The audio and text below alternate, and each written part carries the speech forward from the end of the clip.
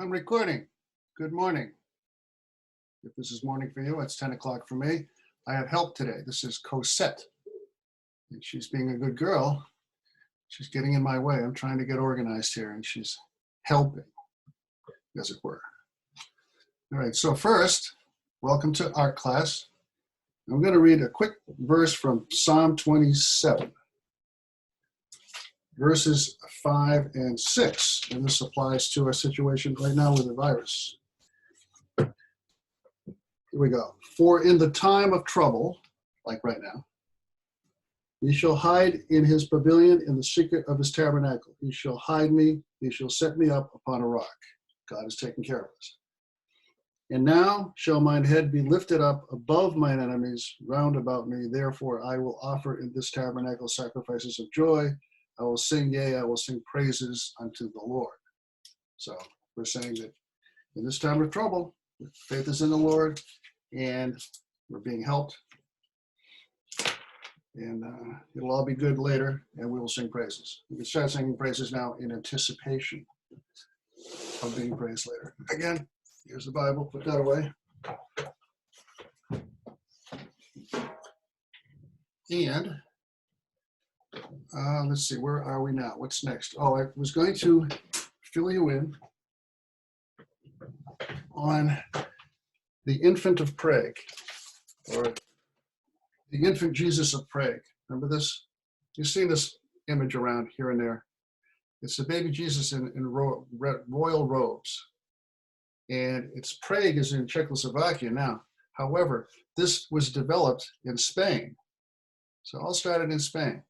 I'm going to give you a little brief history. Okay. I looked it up on the computer, and I'll just give you some highlights. It was the exact origin is unknown, but they think that a 19-inch model was with a bird in his right hand was created in the Cistercian monastery of Santa Maria in Austria, Spain. Okay, so it was started in Spain. And then one legend says that it was a monk in a monastery near Sevilla had a vision of a little boy telling him to pray. And the monk had spent several hours praying and then made a figure of the child.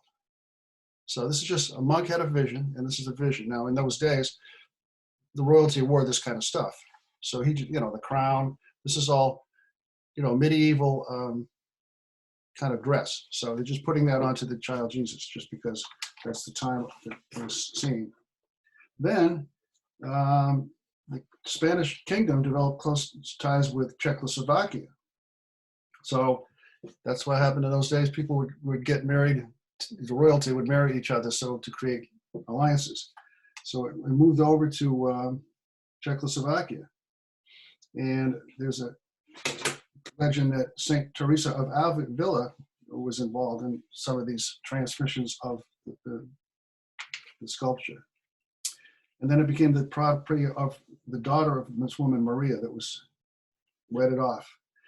So it was placed in the oratory of Victory's Prague. So it might as well to Prague by being given to the daughters and the sons of different royalty. Then in 1630, this all started, now going backwards, it was in 15 whatever, 1520 it began. Not that that's critical of the date, but anyway. In the 1600s, 1630, the 30 Years' War, the king of Sweden came in and conquered the city and plundered the image of where the church was. So they went in and wrecked stuff and took what they wanted. And the infant Prague statue was thrown out into a pile of rubbish behind the altar. And it was there for 7 years. And then they found it again. Father Cyrillus found it in the church's oratory, put it back in, and had a vision, or a hearing vision, where it said, "Have pity on me, and I will have pity on you. Give me my hands," because the hands were broken off. So the statue is saying, "Give me your hands, my hands, and I will give you peace. The more you honor me, the more I will bless you." Since then, the statue has remained in Prague.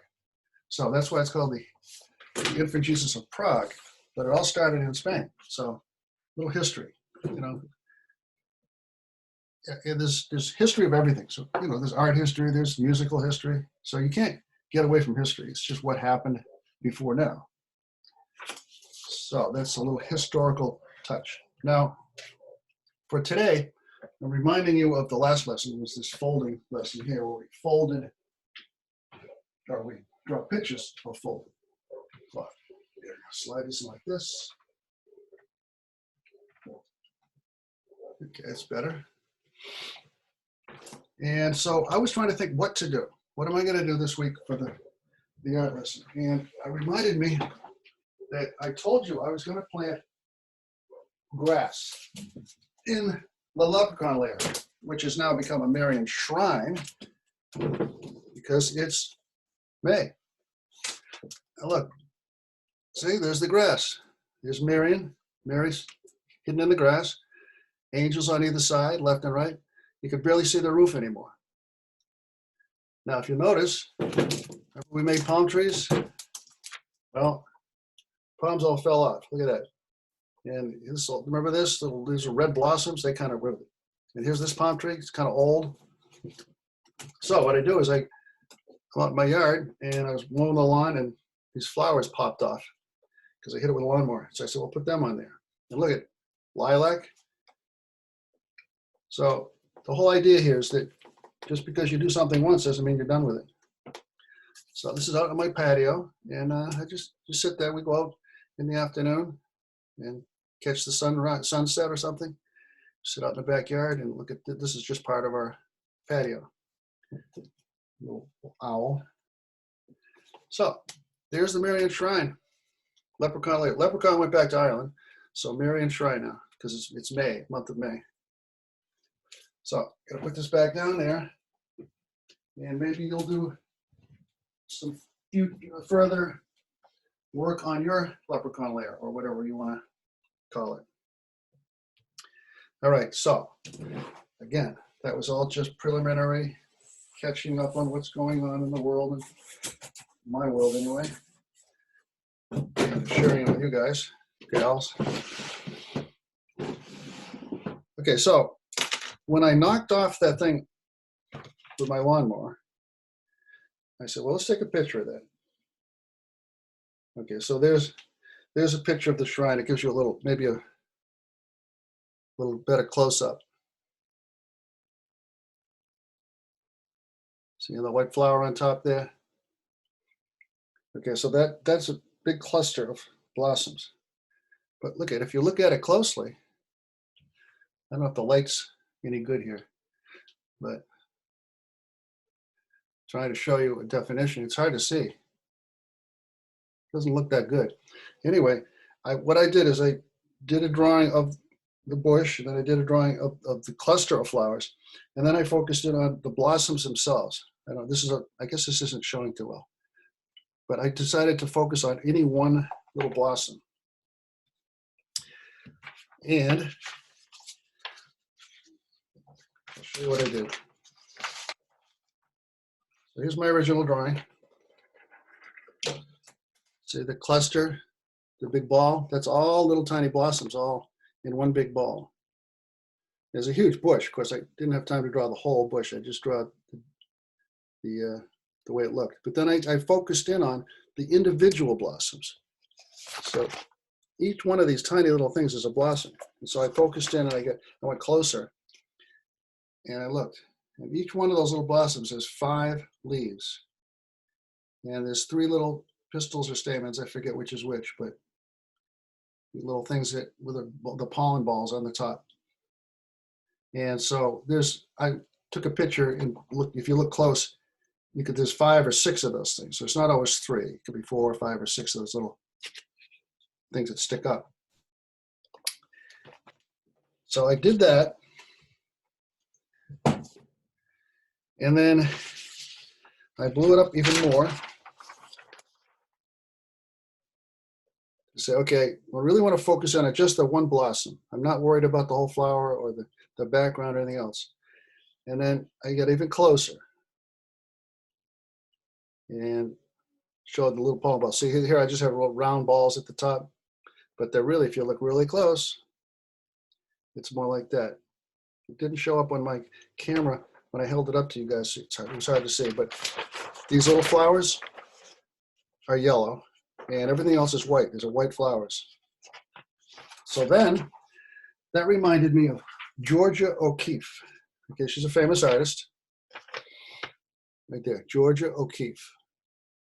Okay, she lived in New York in the 20s and the 30s, and then she moved to New Mexico and spent the rest of her career painting things like this. So this is the sort of thing I was thinking of, and it reminded me of Georgia O'Keeffe. So she really focused on flowers and bones and just things that you find on the desert out in New Mexico.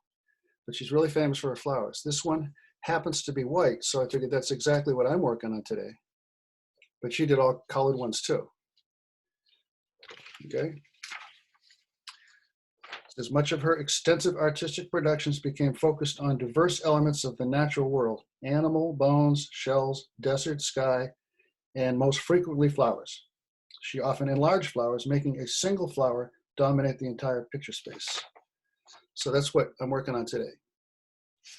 And it's an extension of the folds, but now we're doing folds and flowers and just focusing on just one blossom. So what I've done here, very light, but I did like is I'm going to paint this. Okay, I'm going to paint on this, and it's a white flower. So I'm not going to paint the flower. It's already white. The paper's already white. So I'm just going to use gray, white paint with a touch of black to make gray, and highlight it with gray, and the flower becomes white. The flower stays white. And then I'm only going to paint, make these little spaces here, here, here, and here is the background. So that'll make the flower stand out, the blossom stand out a little bit. Okay, so I'm going to get a little bit of water. And I had the cat on my shoulders, so I forgot to prepare perfectly. But I have to run to the bathroom and get a little bit of water. I'll be right back.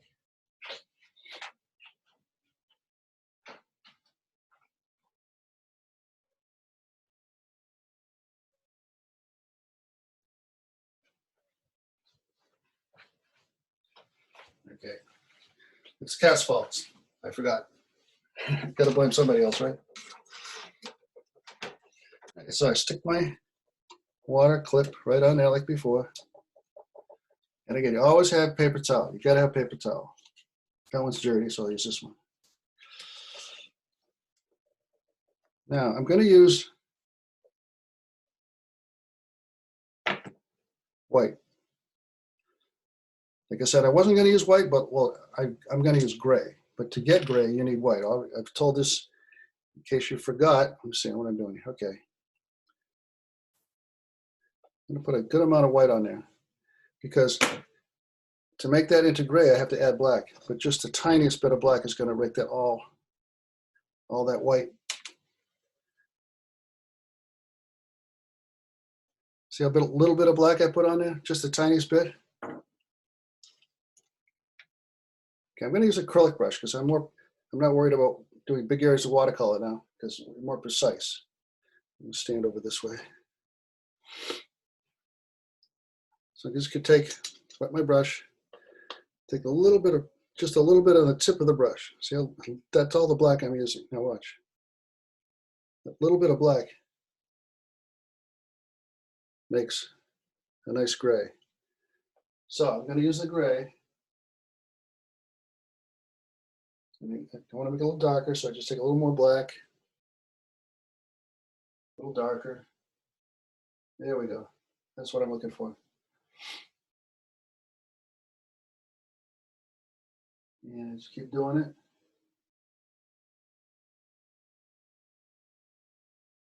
Now, I want to blend that. So I'm just going to use water because I'm not going to use white paint to paint the whole flower white. Just see, I'm trying to blend that and then repeat that process. It's a constant struggle, not struggle, but balance.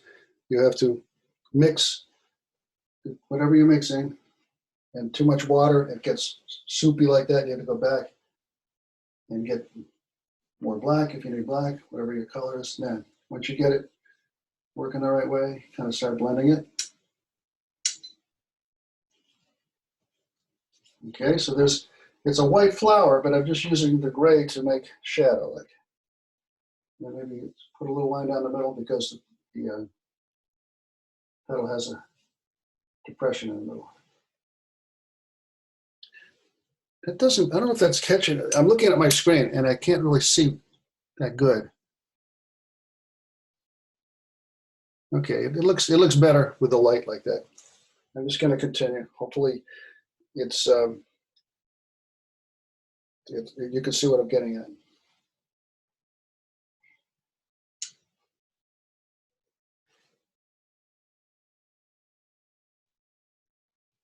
Okay, so I'm working faster now because I want to get my outlines all set. Okay, so what I've got here is, this is one petal, and this is another. So I have to differentiate that. Remember, like we did with the folds, with the last week for the folds here. I'm going to put, this is one petal, this is another. So I'm going to put a line like this, and then blend it. So that petal, it's too black. I'm going to hurry here, so there's some more white on there. Spread it out a little bit. There we go. Okay, so now this flower here, this petal here is sitting on top of this one. So by having that definition, that sharp definition there helps. And to make it more obvious, I'll come back with a little bit of white. Now you can see the difference between those two, see?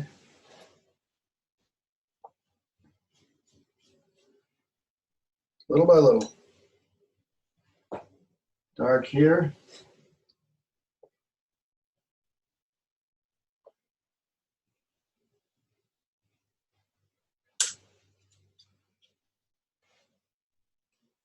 It's hard to teach from a distance like this, but usually you don't get to watch me that long. I just do something quick and then I have you guys work. But you see what it takes time to go back and forth. I want to do a line here and blend it. So this petal is in the background. See how I'm working fast, all those brush lines get hidden. All right, I'm getting there. I'm almost done. Bear with me.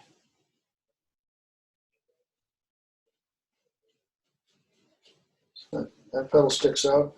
I want to hide this last petal here behind. So I'm going to go back to the black and blend that out.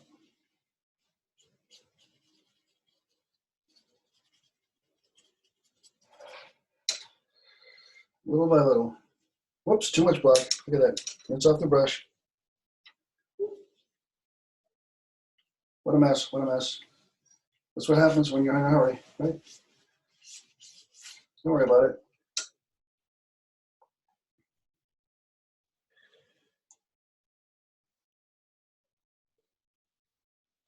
Okay. Just kind of rushing myself because this is just, you know, you just want to watch me paint the whole period. But all right, so you see what I'm getting at? Trying to make a petal, just a petal of the flower. Now I can spend a lot more time on that to make it more precise, but that's your basic process I'm trying to show you. So now I'm going to add background color. Background color, and then we're going to do the stamens or the pistils. I can't remember which is which. I think the stamens are the long skinny things with the pollen on them. But anyway, we'll do that in a minute. But for now, I want to just do a pink background. So again, whenever you're mixing two colors, always start with the lighter color first. Get some white, and I want to make it pink, so rinse the brush off, get rid of the gray, just a little bit of red, doesn't take much, so just a little bit of red, and then mix that in with the white. And see just that little tiny bit of red and how much pink there is there. It was hard to see on my photograph that I took, but some of these flowers had a little bit of pink tinge on the edge of the leaves. So that's what made me think I'm going to do the background in pink. This isn't the flower itself. It's just the background, but the actual petals actually did have a little tiny flecks of pink around some of the edges. So I'll just get that like that. Because I remember seeing that. It didn't show up in the photograph too much, but a little bit of pink blossoms, you know, edges. And over here is background.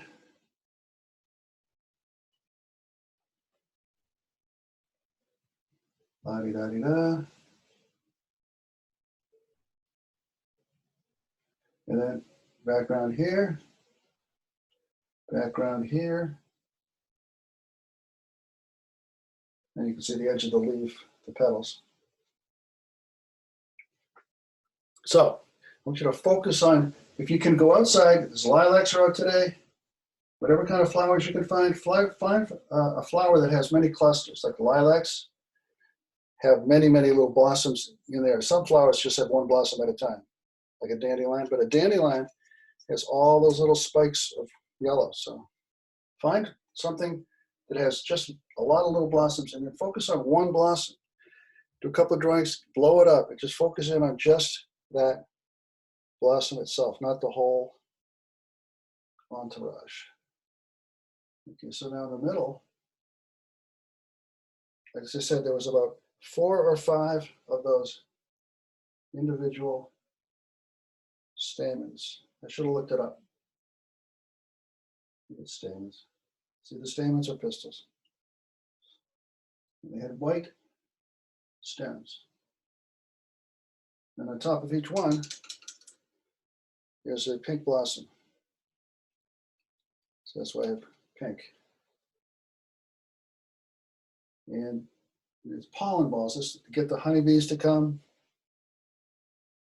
And get your pollen to make their honey. And they have to find, these are the pollens that go for the pollen. Just as an aside, something I've mentioned before is bees can see ultraviolet light. That allows them to fly in altitude. And they don't have to come down and look at each flower to see if it's the kind of flower they want. They can fly at elevation and look down on the ultraviolet light coming off the leaves. And they can decide, oh, that looks just like what the flower I'm looking for, and they can go down after it. All right, so that's pretty much it. You get a little history, a little art history, Infant of Prague, Georgia O'Keeffe. Now, I did this real quick. I could spend a lot of time and make this a lot better, but I want you to watch me labor over it for an hour or two. But now I can go back in and take my time, and I'm not doing an art lesson. And I can really work this and bring those petals backwards and forwards.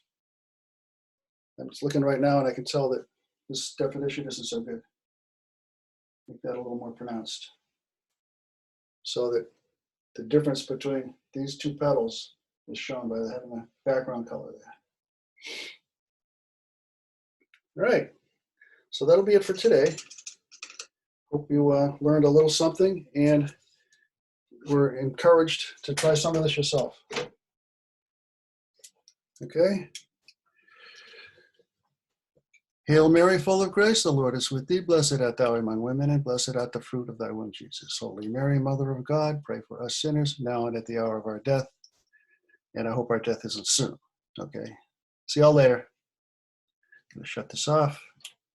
I can figure out what to press. End recording. I got all my glasses on, so I can't see. I'll stop the video. I got it. All right. Bye-bye.